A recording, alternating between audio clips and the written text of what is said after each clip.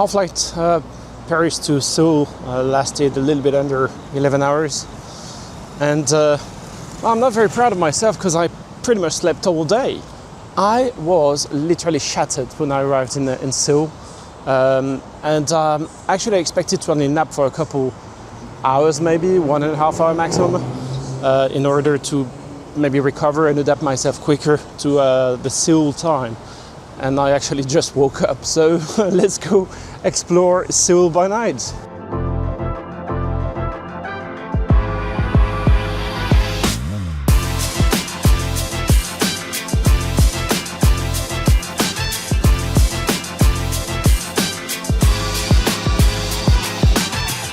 For this very first night in Seoul, I haven't set myself any objectives.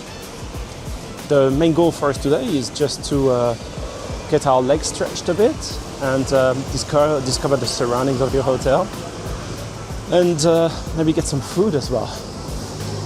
That's our goal number one today. Just like in Tokyo, you can find 7-Elevens pretty much anywhere. Every corner of every street, you've got a 7-Eleven.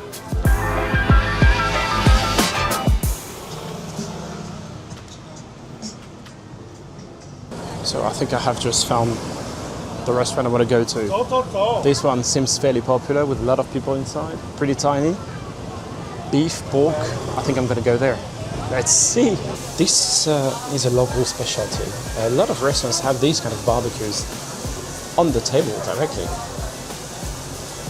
And these to remove the smell, the heat, I guess, as well. And let's explore the menu. What I want is barbecue. That's my goal number one, is to get a barbecue tonight. And the beverages, oh yeah, we're gonna have one of these soju. I think that's the local drink, isn't it? So I've just been told that if you want to use the barbecue, I guess, on the table, you have to order at least 2 meals. So I think that would be frustrating to come in Korea for the first dinner and not have this barbecue. So yeah, let's go the extra mile, take the second plate and see how it goes. But that looks fantastic. Look at this food. Wow.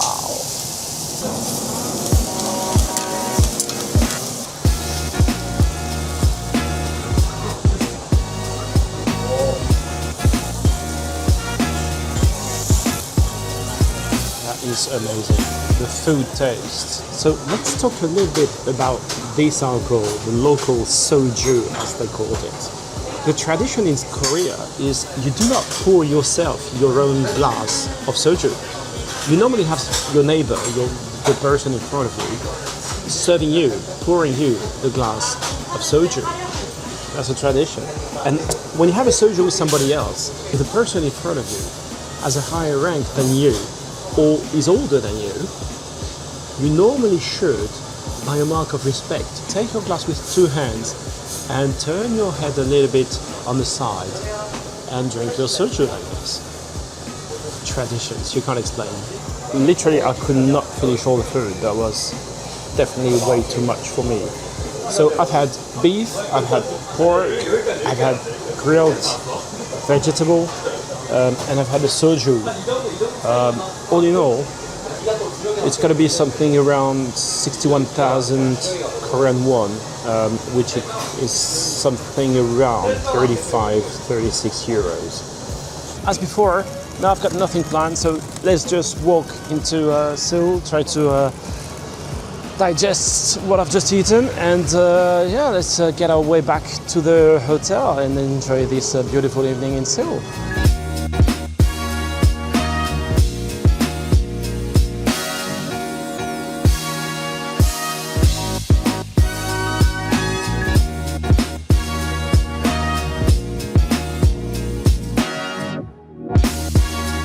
Amazing to give you some kind of souvenirs for your friends and stuff. Just come here, grab a hat, take a picture, and enjoy the memories. And so my first evening in Seoul comes to an end. I am shattered. I'm completely jet lagged. I don't know what time it is in my body. It's currently 11 p.m. local time in Seoul. And I'm going to try to stick to the Seoul time and try to go to bed now, despite the fact I've already been sleeping quite a lot today. The reason is I want to go to the breakfast tomorrow morning, otherwise I'll be starving when I wake up. So let's head back to the hotel, and I wish you a good night, and I'll see you tomorrow for some other great adventures. Good night.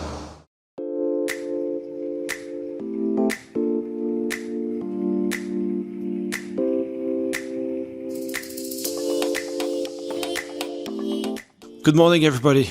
Pretty harsh this morning. It's 7 o'clock local time here in Seoul, and we'll see if we can make the most of the day during this only 24 hours left of layover.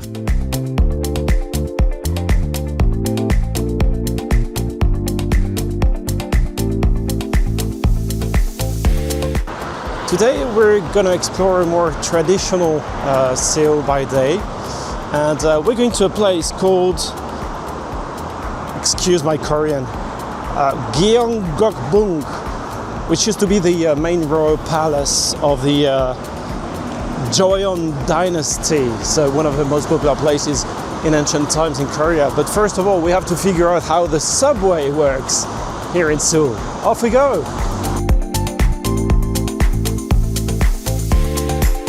Well, that would have been too easy to use my Apple Pay just to pay for a ticket to take the sub. So I got help from a very kind guy who just came to me and said, "Can I help you?" So he did. And eventually I've finally got my card, my daily pass. 10,000 won, which is something around €6 for the entire day using the sub. So let's go.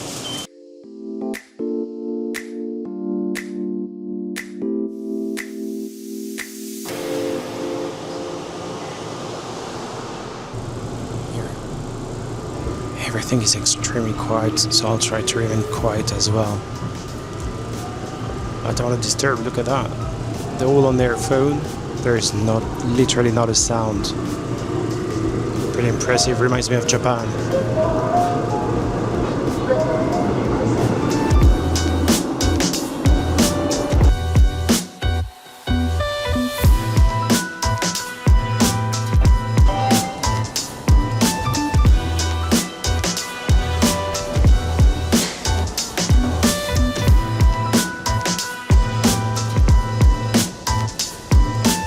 Here we are standing in front of the statue of Sejong the Great, one of the most influential Korean kings in Korean history. He's very famous for inventing the Korean alphabet as we know it today.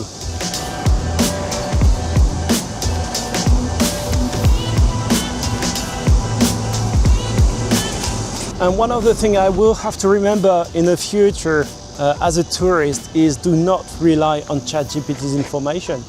Today is Tuesday and I made a very big tourist mistake. The palace is closed on Tuesdays. Hey, good job to me. So slight change of plan because the palace is closed today. On just the other side of this palace is a very small tiny village which is called Bukon Hanok village. So what we're gonna do now is just walk there and adapt.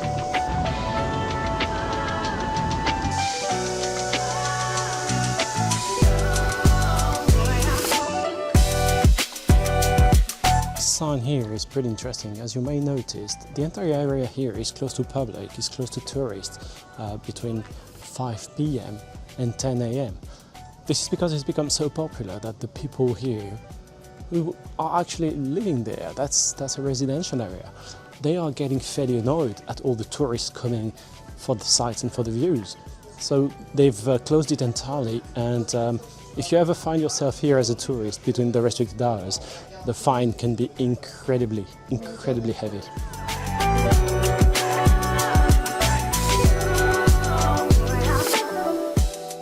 The place itself is actually very beautiful, but definitely way too crowded. I just don't really like that. I don't like this area overcrowded, and on top of it, where you are annoying the living people there. So yeah, that was nice, that was beautiful, but I didn't really like it. So now let's go for our third trip of the day. Off we go back to the subway station now.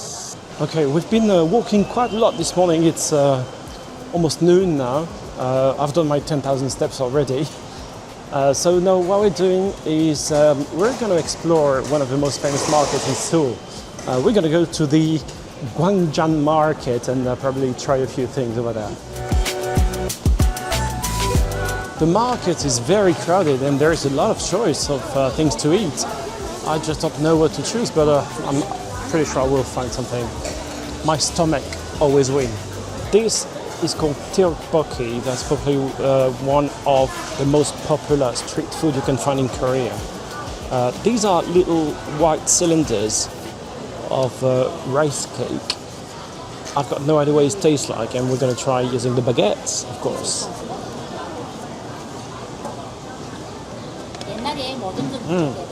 I like it very much. For those of you who haven't tried yet eating with a baguette, you should try at home first before going to a country like Korea or Japan. All these countries eating only with baguettes. In some places, they don't even know the existence of forks or spoons. So get used to that first, otherwise you will find yourself in deep trouble trying to eat that kind of things. Right, I finished my lunch in less than 5 minutes, honestly. That was very quick, but that was very good. And I'm feeling completely full now. No, I'm feeling the other way around. Very nice lady. So what we're gonna do now is we're gonna head back to the hotel to get some rest because I'm feeling jet lagged and completely knackered, honestly. I've just had an hour rest, more or less. Because I've only got a few hours left here in Seoul, what we're going to do now is cross this Han Bridge, well, the bridge over the Han River. And on the other side, we'll go to one of the craziest department stores in the entire Korea. Let's go to the Hyundai store. It's going to be some fantastic views over there.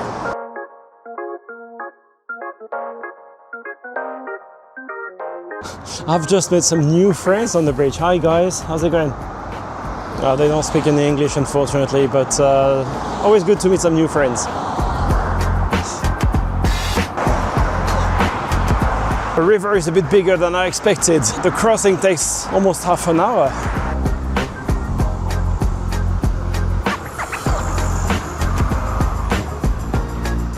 That may seem like a small achievement, but it's actually a great one for me. We've crossed the bridge. We did it.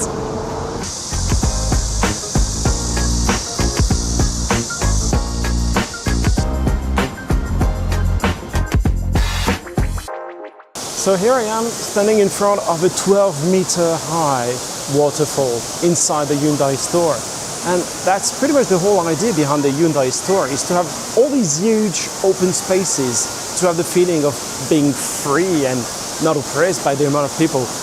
That's pretty amazing, but apparently the best is yet to come. Let's go upstairs. The Hyundai store is located in one of the most expensive areas in the entire Seoul.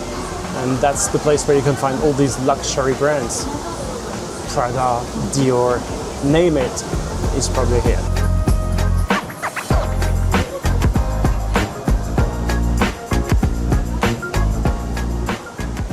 And one thing I really found interesting in this mall is that, remember, we are in one of the most expensive places in the entire Seoul.